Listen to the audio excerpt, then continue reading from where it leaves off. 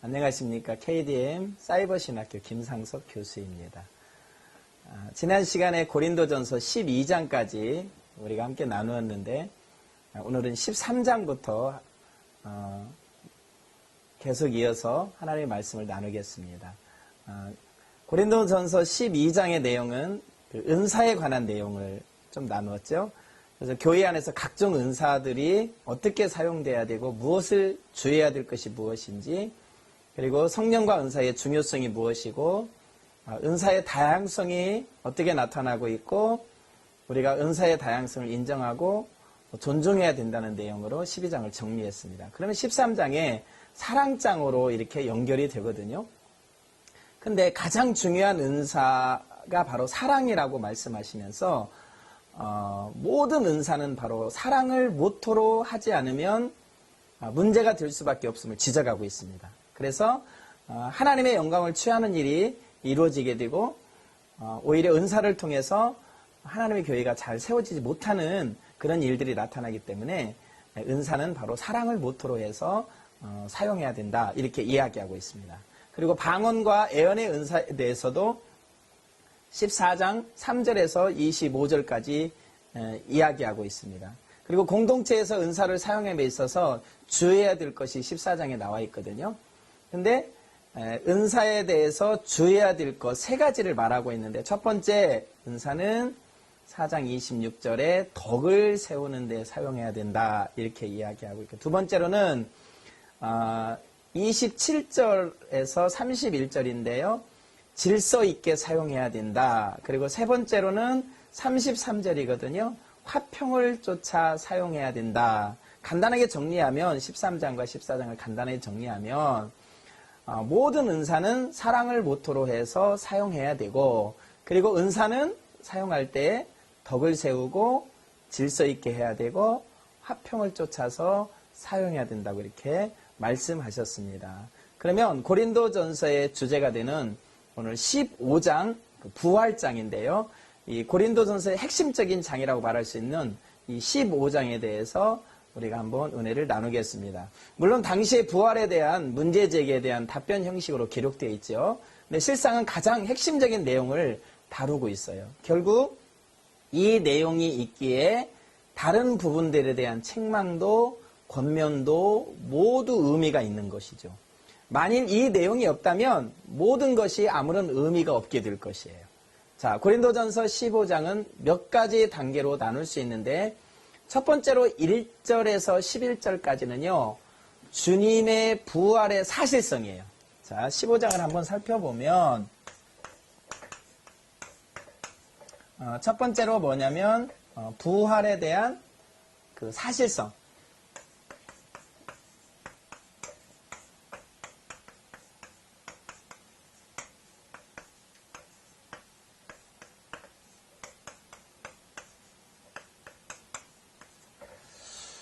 주님의 부활에 대한 사실성에 대해서 1절에서 11절까지 언급하고 있는데요. 예수 그리스도의 부활에 대한 확실성을 말하고 있죠.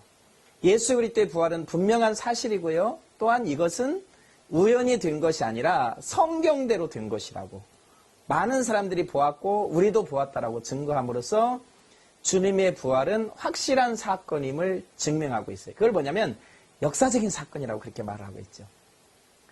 그리고 주님의 부활의 성격이에요. 두 번째 12절에서 22절이거든요. 주님의 부활의 성격. 성격. 부활을 이렇게 몇 가지로 잘라서 이렇게 설명하는 거잖아요. 모든 인류의 부활의 견본으로서 주님의 부활에 관한 이야기를 하고 있어요. 자, 12절에서 22절까지는 부활의 성격과 그것으로부터 오는 부활의 필연성을 말하고 있는데요. 바울은 여기서 절대적으로 부활은 있을 수밖에 없다는 것을 말하고 있고요. 부활은 예수 그리스도에게만 있는 것이 아니라는 것을 강조하고 있어요. 그래서 13절에 보니까 죽은 자의 부활이 없다면 예수도 살지 못했을 것이라며 모든 죽은 자가 반드시 살아나는 날이 온다는 것을 밝히고 있어요. 그게 15절과 16절이에요. 우리는 여기서 중요한 사실 하나를 발견하게 되는데요. 그것은 예수님의 부활이 아니라 모든 사람의 부활이라는 말씀이죠. 자, 우리가 이미 앞에서 살펴보았지만 인간은 본래 죽기 위해서 지어진 것이 아니라 영원한 삶을 위해서 지은 바 되었죠. 그게 바로 뭐냐면 에덴 동산이고요. 하나님의 형상으로 하나님의 사람을 만들 때 영원성을 DNA로 줬죠. 인간은 그래서 뭐냐면 본래 창조할 때 죽기 위해서 주어진 것이 아니라는 것이죠. 자, 하나님이 처음에 사람을 만드실 때 죽게 만든 것이 아니라 죽음은 죄 때문에 온 것이었고, 다시 말하면 사람이 죽는 것은 죄의 결과지 하나님의 창조의 목적이 아니다라는 사실이에요. 그래서 하나님의 창조의 목적은 변화이고요. 인간의 육신의 사명을 다 마치면 하나님이 정하신 날, 즉 하나님의 창조가 완성되는 이날 모든 인류는 영원히 사는 몸으로 변화되어 그 나라에 들어가게 되어 있다는 것이죠. 그런데 죄로 말미암아 죽음이 오게 되고, 죽음이라는 것은 결국 영혼은 영혼 세계로 돌아가고 육체는 흙으로 썩게 되어진다는 것을 말하죠. 그래서 우리가 사람이 죽으면 돌아가셨다 이렇게 말하죠. 돌아가셨다는 게 뭐예요? 육체는 흙으로 원래 창세기 2장 6절 7절 흙으로 돌아가는 거고, 그렇죠? 영혼은 하나님께로 돌아가는 것이죠. 그러나 이것은 하나님의 뜻이 아니었다 이렇게 나누어지는 것은 바로 창조의 미완성이죠. 자, 이때부터 하나님께서는 수많은 선지자들을 보내셔서 인간의 부활과 변화에 대해서 말씀하셨고요. 죽음이 없는 세계가 올 것에 대해서 예언해 주셨어요. 이사야서 25장, 26장, 다니엘서 12장. 자, 뿐만 아니라 하나님께서는 에녹과 엘리야를 통해서 사람이 죽지 않고 변화되어 그 나라에 들어가게 될 것을 견본으로 보여주시기도 하셨죠. 창세기 5장 24절에 열왕기하 2장 11절에 이야기하고 있잖아요. 또한 예수님께서 세상에 오셔서 인간이 결국 부활하고 변화되어서 영원히 살게 될 것임을 말씀해 주셨어요. 요한복음 6장 11장 이렇게 때로는 죽은 자들을 살려주심으로써 이 같은 사실을 증거하셨고, 또한 자신이 변화산에서 직접 변화되어 보심으로 인류가 반드시 변화되어 산자와 죽은 자가 하나 될 것을 보여주셨죠.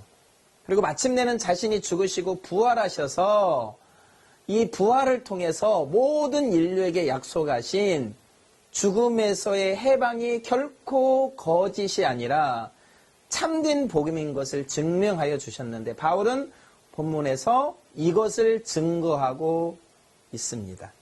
하나님께서는 이처럼 그의 선지자들과 예수 그리스도 그리고 그의 사도들을 통해서 죽은 자들이 부활하고 산 자들이 변화되어 마침내는 죽음의 사슬에서 영원히 해방되어 영생의 복을 누리게 될 것을 말씀하셨습니다.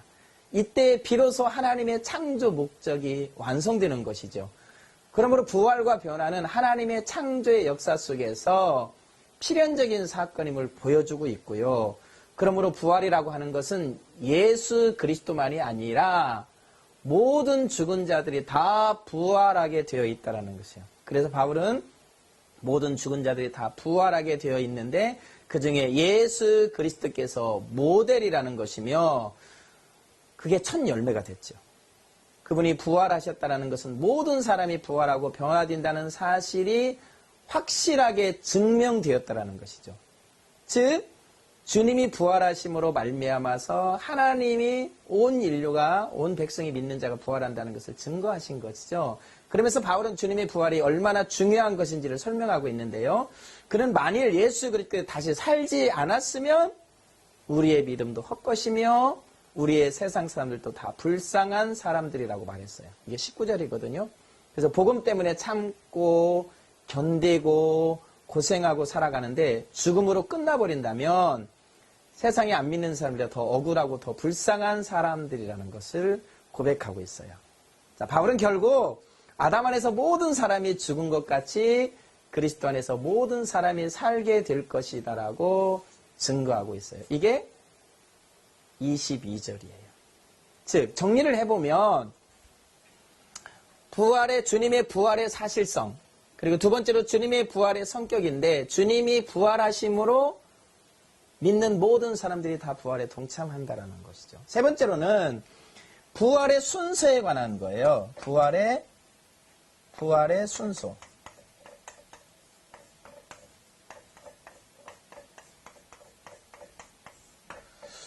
고린도전서 15장은 부활에 대해서 좀 더 구체적으로 설명을 해요. 그래서 이렇게 세 번째로 부활의 순서에 대해서 23절에서 28절까지예요.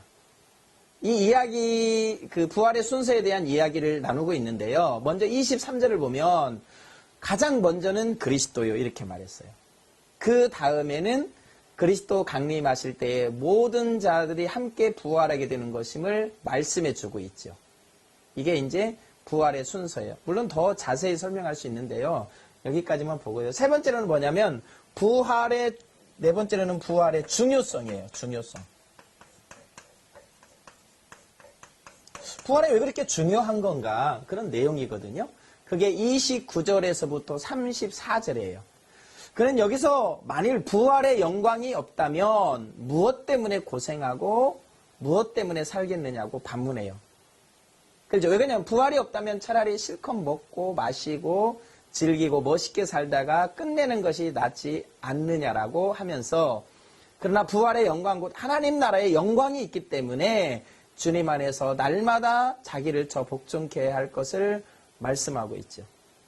부활의 권능을 덧입었을 때 우리가 가능한 거잖아요. 부활의 그 영광을 우리가 알 때 우리는 그 부활의 권능과 그 부활의 영광을 알기 때문에 우리가 이 땅 위에서 어떠한 어려움이 있어도 믿음으로 살 수 있는 것이죠.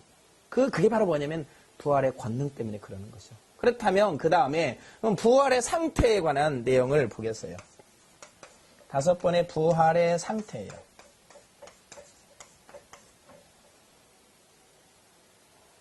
자, 35절에서 49절이거든요. 부활이란 어떤 모습으로 살아나는가를 이야기하고 있어요. 그럼 도대체 부활이 뭐냐라는 것이죠. 자, 지금은 썩을 몸을 가지고 있지만 부활은 썩지 아니할 몸으로 살 것이라고 42절에 말하고 있어요. 자, 지금은 연약한 몸으로 살고 있지만 그날에는 완벽하게 강한 모습으로 살게 될 것을 43절에서 이야기하고 있고요.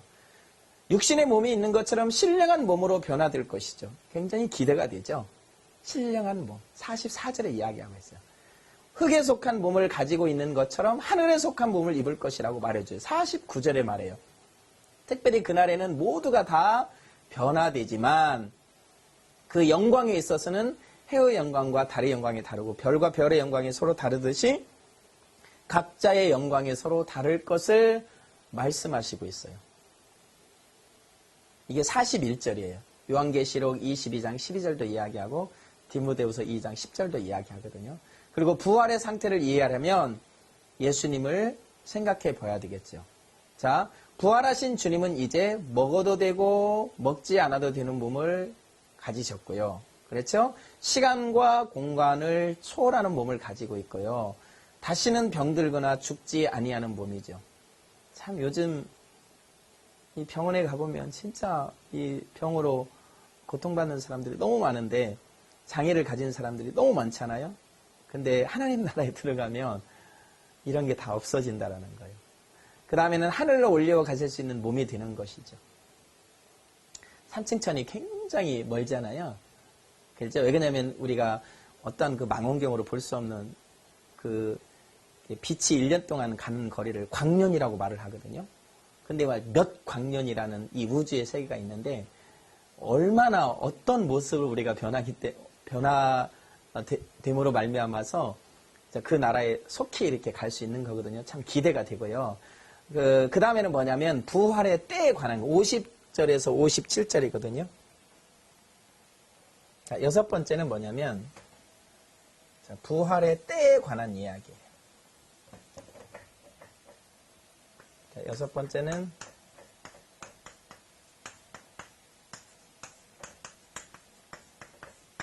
참 기대되죠. 참 이 시간에 대해서 사람들이 굉장히 궁금해하고 있는데 부활의 때에 대해서 50절에서 57절에서 언급하고 있는데 지금 우리가 가진 이 썩을 몸은 하나님의 나라에 들어갈 수가 없죠. 그래서 우리의 몸이 변화되어야 하는데 그런데 언제 죽은 자의 부활과 산 자의 영광이 있는가? 이런 질문을 할 수 있는데 본문에 보면 마지막 나팔에라고 나타나고 있어요. 마지막 나팔. 그런데 계시록에 보면 7 나팔이 있잖아요. 마지막 때 불게 될 나팔이 7째 나팔인데 7 나팔이 있는데 그 마지막 나팔. 그 나팔이에요. 자, 바로 그 마지막 나팔 부는 날 모든 것이 순식간에 변화된다는 것이죠. 시간을 두고 변화되는 것이 아니라 순식간에 일어나는데 먼저 죽은 자들이 살아나고 살아있는 우리는 다 변화되어 죽을 몸이 죽지 아니할 자유의 몸을 입게 된다라고 51절에서 53절에 이야기. 이날은 완전한 자유의 날이요. 모든 것에서 해방되는 날이기도 하고요. 이날은 만물이 다 기다려온 날이에요. 모든 피조물이, 로마서 보면 모든 피조물이 다 주님 오심을 고대하잖아요. 그래서 모든 천사를 또 흠모하는 영광의 날이기도 하죠. 로마서 8장 18절에서 23절 이야기. 그래서 공중에서 주님을 맞이하게 되고요. 그리고 주의 나라와 그 영광을 유업으로 얻게 될 것이에요. 이야, 대단하죠? 자, 그 다음에는 뭐냐면 부활을 전제로 한 성도들에 대해서 58절에 권면하고 있거든요. 그래서 고린도전서 15장 58절은 굉장히 중요해요. 제가 한번 본문 한번 읽어보겠습니다. 같이 한번 읽었으면 좋겠어요. 그러므로 내 사랑하는 형제들아 견고하며 흔들리지 말며 항상 주의 일에 더욱 힘쓰는 자들이 되라. 이는 너희 수고가 주 안에서 헛되지 않은 줄을 알미니라. 형제들아 견고하며 흔들리지 말며 항상 주의 일에 더욱 힘쓰는 자들이 되라. 이는 이유를 말하죠. 너희의 수고가 주 안에서 헛되지 않기 때문이다. 자, 이러한 영광의 날이 있기 때문에 흔들리지 말고 힘들지만 참으라는 것이죠. 어렵지만 세속화되지 말 것과 사명에서 굳게 서라는 것이죠. 그리고 각자 일한 대로 영광을 얻으니까 열심히 일하라는 것이죠. 많은 사람들이 이것을 깨닫지 못하고 있기 때문에 곧 하나님의 나라와 변화되어 얻게 될 그 영광을 모르기 때문에 쓸데없이 싸우고 당짓고 분쟁하느라 아까운 시간과 그렇죠? 은사와 환경들을 낭비하고 있다는 거죠. 이 고린도 교인들도요. 이 영광의 부활의 영광을 진짜 깊이 알았다면 1장에서 그들이 주님의 오심을 기다렸다라고 칭찬을 받았거든요. 그거에 대해서 바울이 감사했어요. 근데 그 부활의 능력을 진짜 깊이 받았다면 그들은 좀 거기에서부터 자유할 수 있었겠죠. 바로 이 고린도전서 15장 58절이 그런 이야기를 하고 있어요. 우리의 사명과 영광은 지금 완성된 것이 아니죠. 주님 오시는 그날에 완성되죠. 그러므로 결코 바울이 지적한 것처럼 이미 다 이룬 사람들처럼 생각하며 사명을 멈추고 교만에 빠져서는 안 된다고 이야기하고 있어요. 우리는 이 구절 속에서 바울의 격한 감정을 느끼게 되거든요. 바울은요, 이 사실을 너무 깊이 알고 그 영광을 다 봤어요. 그렇죠? 그렇기 때문에 뭐냐면 그는 모든 것들을 다 내려놓고 그 복음을 위해서 생명을 걸고 걸어갔죠. 우리도 마찬가지요. 고린도전서 15장 이전에 나왔던 여러 가지 이야기들이 있죠. 그렇죠? 하나됨의 문제, 그 다음에 우상 제물의 문제, 은사를 사용하는 문제, 수건을 쓰느냐 안 쓰느냐의 문제, 세상의 법정에 어떤 것들을 가지고 가야 가지 말아야 되는 문제, 이런 문제들이 굉장히 많이 있었는데 이런 문제들이 실은요 별 문제가 되지 않아요. 왜냐하면 이 부활의 영광을 아는 사람들은 그런 것들을 다 이길 수 있기 때문에 그래요. 너희가 정말 할 일이 얼마나 많은데 이미 배부른 왕이 된 것처럼 행사하고 있느냐. 그러면서 9절부터는 자기들의 복음의 현장을 이야기하고 있죠. 지금 밖의 현장은 매맞고 고통받고 굶주리며 위로하면서 복음을 위해서 싸워야 되는 일들이 많은데 벌써 너희들이 다 끝난 사람들을 왜 그러고 있느냐라고 지적하고 있죠. 그렇죠? 자기들에게 주신 은사와 능력과 진리의 말씀을 가지고 복음의 현장에서 일을 해야 되는데 그런 상황에 있는 사람들이 서로 잘났다고 싸우고 분쟁하기만 하는 것을 안타깝게 여기면서 힘이 있으면 그 힘으로 싸우는데 낭비하지 말고 가서 일하라고 말하고 있죠. 그래서 바울은 항상 아직은 다 완성된 것이 아니라는 개념을 가지고 일을 했어요. 바울은 그들이 가진 은사와 달란트와 능력이 지금 필요로 하고 사용돼야 될 곳이 얼마나 많은데 다 끝난 사람들처럼 사역의 현장에 있지 않고 자기들끼리 서로 비판하고 정죄하고 싸우고 분쟁하면서 세속화되어가는 고린도 교인들에게 바울 자신이 확신하고 있는 부활의 영광, 곧 하나님의 나라와 그 영광이 다시 한번 확실하게 제시하면서 흔들리지 말고 견고하게 서서 변질되지 말고 세속화되지 말고 더욱 주의 일에 힘쓰는 자들이 되라고 권면하고 있다는 거예요. 이것이 고린도전서의 성격이에요. 따라서 우리가 고린도전서의 주제를 부활의 영광이라고 말할 수 있는 것이에요. 오늘 15장의 정리를 해보면 부활에 관한 이야기를 하고 있죠. 결국은 이 부활을 이야기하면서 너희들은 이 부활의 권능을 덧입었기 때문에 부활의 영광에 참여하기 때문에 너희들은 흔들리지 말고 견고하게 서서 주의 일에 더욱 힘쓰는 자들이 되라는 것이 세월을 아끼라는 것이죠. 주어진 달란트, 아까 말한 은사를 가지고 하나님의 나라를 세우라는 거죠. 주어진 자유를 가지고 하나님의 복음을 위해서 사용하라는 것이죠. 왜? 우리가 부활의 영광에 참여하기 때문에. 그리고 그 모든 것들은 뭐예요? 행하는 것들은 결코 땅에 떨어지지 아니할 것이며 하나님께서 상급으로 갚아줄 것이기 때문에 바로 너희들은 흔들리지 말고 견고하게 서서 전진하라고 사도 바울은 고백하고 있어요. 16장으로 넘어가 보면 16장은 마지막 결론으로서 그들이 가진 은사와 은혜의 역사들을 다툼의 도구가 되지 말고 올바로 사용할 수 있도록 다음과 같이 교훈을 하고 있거든요.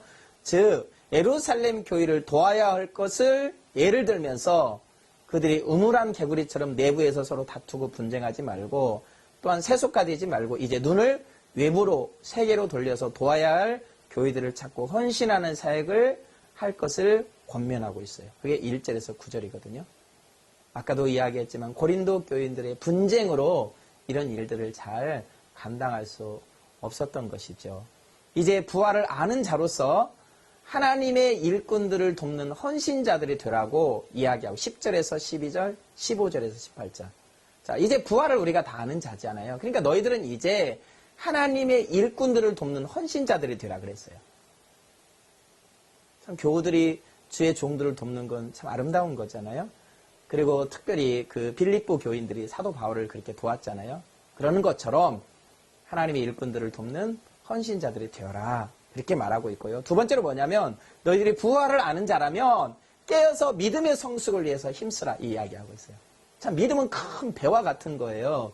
믿음이 작은 자들은 작은 배를 타고 사는 거나 똑같고 큰 믿음을 가진 사람은 큰 배를 타는 거나 똑같죠. 그래서 히브리서 11장에 보면 믿음이 무엇이라는 것에 대해서 아주 정확하게 설명하고 있거든요.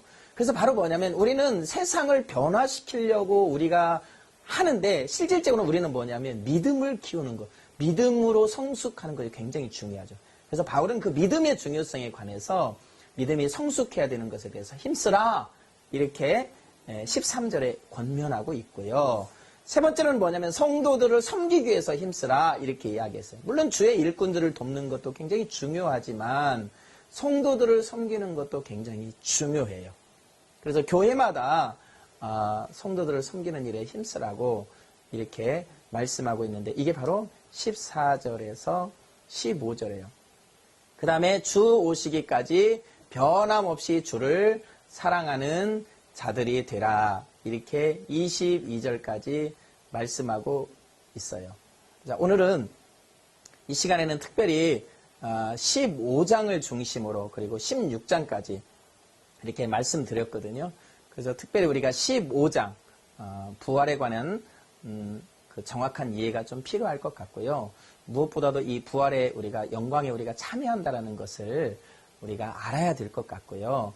그리고 이 부활의 영광에 참여하는 자들은 흔들리지 말고 주의 일에 더욱 힘쓰는 자들이 되라고 이렇게 결론을 내릴 뿐만 아니라 우리가 이 부활에 참여하는 자로서 결국 교회에서 이제 그러면 어떻게 해야 되느냐라고 결론을 내려줬거든요. 그 결론이 바로 뭐냐면 하나님의 일꾼을 돕는 자가 되고 성도를 섬기는 자가 되고 무엇보다도 뭐예요?